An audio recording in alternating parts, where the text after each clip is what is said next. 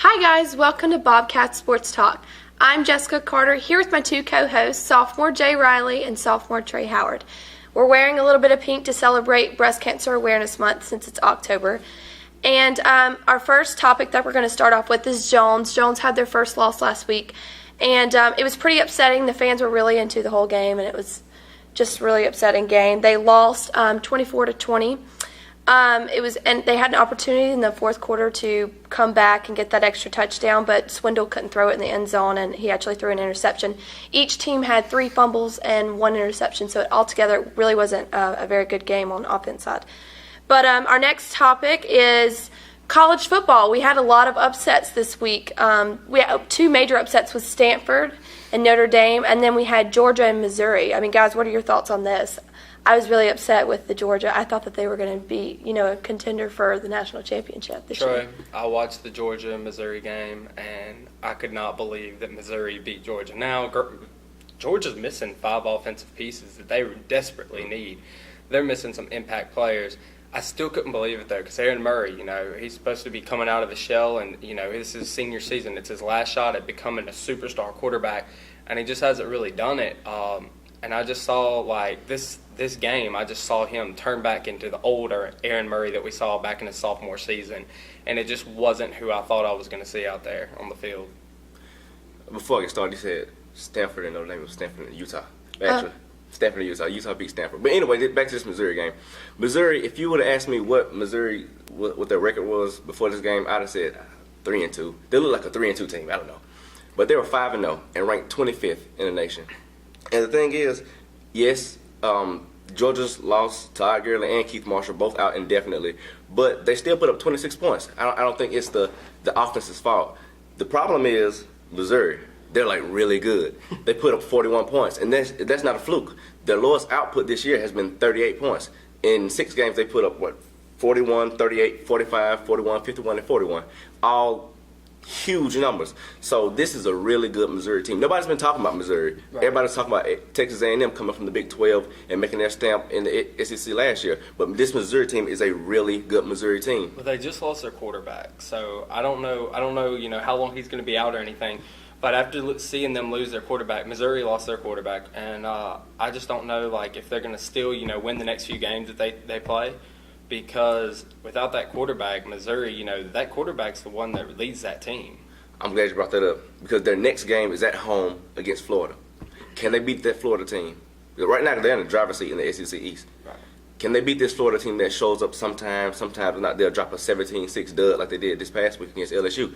Their next game after that is at home against South Carolina. So these are the 2 big games for them. If they can win these 2 games, they're in the clear for the SEC East. They win the SEC East, and can they run the table? After that, they've got Tennessee, who played Georgia very hard, and they've got Kentucky. And the last 2 games, Ole Miss, Texas A&M. Texas A&M is the only problem I see. And it's not that Texas A&M is so much better than Missouri, because Texas A&M's defense, in the 3 of the last 4 games, they've given up 33, 38, and 49 points. And Missouri can score, as we know. So I'm looking at this schedule, I'm like, maybe Missouri can do it. Maybe they can not only win the SEC East, maybe they can run the table. This is a really good team. We'll just have to wait and see. That's true. Stanford versus Utah. Can't believe Stanford got beat. Oklahoma and Texas. Oklahoma. That's more shocking to me. Texas. That was crazy. How did Texas come back? Mac Brown's supposed to be his last season. On the edge, on the verge of being completely counted out, and now 4-2 Texas. Watch out. Penn State and Michigan. Now that was a game. 3 overtimes. Both kickers suck. Just so everybody knows, they are not anybody that you're going to want in the NFL. If any of you NFL scouts out there want to hear about this, don't take a Michigan kicker or a Penn State kicker, because that game came down to kicks, and it ultimately was won by a kick, and they just abysmal kicking in that game. But I still have to say these upsets were still really surprising over the weekend. Big upsets in college football this past week. Yep. That's why you love college football, right? That's right. Yep. Well, guys, we're halfway through the season, so I think we should talk about Super Bowl predictions. I'm going to go with the Saints and the Chiefs, and I know the Saints lost last night, but I think that would be a great matchup to see, a very interesting game. What do you guys think? What is your pick, Trey? Right now, in the AFC, there are only 2 undefeated teams in the whole NFL, and they're both from the AFC, Broncos and Chiefs. And the easy pick right now is the Broncos, right? And I can throw Peyton Manning stats at you, but you should have them memorized by now. Amen. But I think that's a little too easy pick. Peyton Manning is like the king of the seas in the regular season. He's Poseidon, but he gets to the postseason and he's more like SpongeBob. I mean, he's 9-11 in the postseason with 32 touchdowns and 21 picks. You're right. He is the Tony Romo of the postseason since Tony Romo can't get into the postseason. He finds a way to lose with these great teams. He's been to the Super Bowl twice, and he won one, and he threw the deciding pick He in has the other always had the best defense. He's always had the best offense, though. That Peyton Manning with anybody, that is an offense that anybody wants. All right, I'll give you that. He's not as clutch as he needs to be. But in the playoffs, he just finds those games to lose. And I don't see Peyton Manning, he making it to the AFC Championship, but he will lose along the way, and they won't get to the Super Bowl. Just like the Chiefs. Andy Reid, 10-9 in his postseason career. Now, he's been to 4 NFC Championships and got to the Super Bowl. Never won it, but he got to the Super Bowl with Donovan McNabb, Brian Westbrook, and Terrell Owens. Is Alex Smith, Jamal Charles, and Dwayne Bowe as good as those three? No. So I have the Chiefs, even though they're 6-0. I have them getting bounced out the playoffs. But the team I have gone to the Super Bowl out the AFC, New England Patriots. They have, going into the season, they had 2 tight ends and Danny Amendola coming in. And you think they're just going to run roughshod on the NFL and just come out like gangbusters. But no, you lose one tight end to injury, another one goes to jail. Amendola, in the first two games, he's hurt. So now Tom Brady has a host of nobodies, and they're still winning. 5-1. Tom Brady, Bill Belichick, they just find a way to win. And it seems like every other year the Patriots get to the Super Bowl, and this is that other year that they get to the Super Bowl at the AFC. My NFC teams, it's a pick 'em out of 3. 49ers, Seahawks, Saints. 49ers go as Colin Kaepernick goes. And I don't think Colin Kaepernick could lead them to that NFC Championship and to the Super Bowl like he did last year. He was riding a hot streak all through the season. He came in, replaced Alex Smith. But right now, I think defense is starting to figure out Colin Kaepernick, and I think he rides that wave to the Super Bowl. Saints and the Seahawks have a similar problem. They are great at home, so-so on the road. And if the road to the Super Bowl doesn't go through Seattle and doesn't go through New Orleans, they're going to have a problem. And I give the Seahawks a better shot than the Saints to win the NFC. So I got Patriots, Seahawks, in this year's Super Bowl right now. Okay. It's a good choice. My Super Bowl predictions, I know history often repeats itself, and the Patriots have a good shot at going back to the Super Bowl. Still think the Broncos are going to get done. Peyton's still probably ticked off about losing to the Ravens in the second overtime and throwing that pick that sealed the game for him. I think that it's actually going to happen. I think the Broncos are going to make it to the Super Bowl this season. And I think, out of all people, they'd be playing the Saints, because I just know that the New Orleans Saints, even though they lost to the Patriots, I know that they've got it in them to compete with a team like the Patriots. The Patriots are reeling on all fours, even though they're on all cylinders right now. Even though they don't have the players, the personnel that they need, they're still winning football games. Now, I'm not going to jump on that Patriots bandwagon just yet, but I'm gonna stick with my Broncos right now. But the defense for the Broncos has got to get better if they want to get to where they want to be. But I've got the Broncos and the Saints. Those are my picks. Very good picks. So I think we're going to wrap it up with just a final word. I actually got to go to the Ole Miss and Texas A&M game this past weekend, so I didn't get to watch any other games that were going on. But what a game to go to. Ole Miss almost pulled it off, and it made just the intensity in the whole entire stadium just... What was your reaction, since you were there, what was your reaction when Johnny Football went down? I thought he faked it because he just grabbed his leg and everybody was booing him. Texas A&M fans were crying. It was the best atmosphere you could be in on a Saturday night.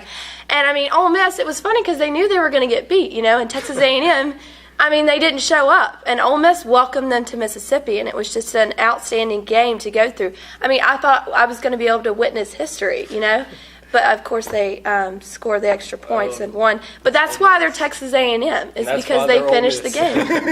Right, but, it was a great game. Ole Miss showed up, that's for sure. They gave them and I'm excited to watch LSU and Ole Miss next weekend. Absolutely. Obviously, Bo Wallace and Zach Mettenberger have nothing in common. It's not really going to be a good matchup. But, maybe they'll do the same thing. The receivers gave a heck of a game. What's your final word, Jay? I'm going to talk about the NBA right now. This is kind of off topic because, we're not in the season yet, but preseason's just started.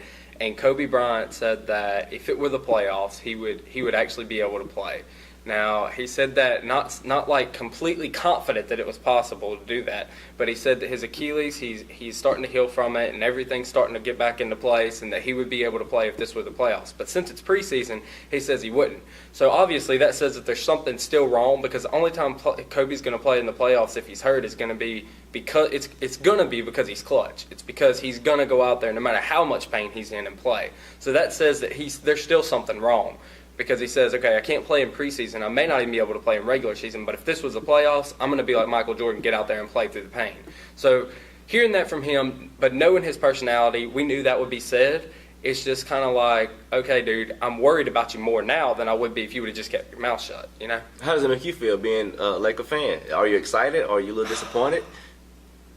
I'm excited because it shows that his character is like, I will play no matter what, especially if it's the playoffs. He's coming back. He has that confidence, but I'm worried because he's like, okay, I have to open my mouth and tell people this because I don't know how long I'm going to be out. You know, it's kind of like I think it was a reverse psychology thing. I think it was he wanted to assure the Laker fans and you know his followers and his supporters that, hey, you know, I'm going to be back, but I just don't know when. But I'm going to tell you, if this was a playoffs, you know, I would play.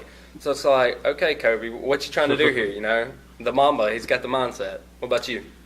My final word, me personally, I love the professional all-star anything. From NBA to MLB to, I love the NHL shootout that they do, the little trick shots they do. Yeah. But it's safe to say that the NFL is the most popular game in America right now, right? Mm-hmm. Definitely. What's up? Why don't we have more all-star festivities for those guys? Now, I know they used to do something in Hawaii, but they used to have a throw. Yeah, I don't know if they still do it because I didn't see it last year. But what happened to the biggest arm? I would like to see who has the biggest arm in the NFL, or the most accurate quarterback, or who's the fastest guy in the NFL, strongest guy. Like, I think this, along with the game itself, like, see, the NBA has it right. Friday night they do the rookie game and the celebrity game. How fun would it be to see celebrities playing the football game or something like that? That would be cool. And when we get to the actual game, they have a new system this year. They have, the top 6 quarterbacks get assigned to different teams, and the top 2 vote getters get to choose, I guess, playground style, who they want. It's not NFC against AFC. It's just, I want you, or you.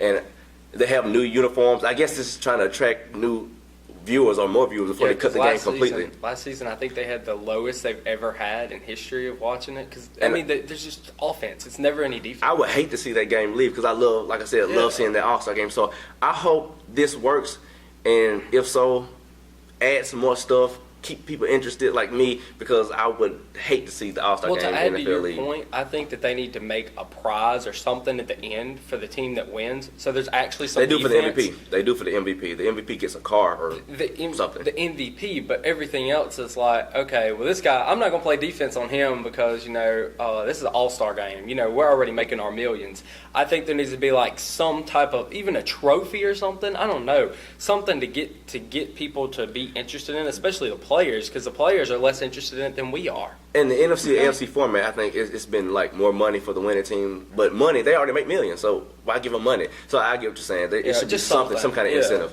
I got it. Some great final words. Last but not least, I want to say prayers go out to Adrian Peterson and his family as they're going through this hard time. That's what you call an athlete for sure. He went out and still played. Absolutely. So prayers out to him and his family. We had some great topics this week. Thank you for joining us this week. I'm Jessica Carter here with Jay Riley and Trey Howard. And that's it this week for Bobcat Sports Talk.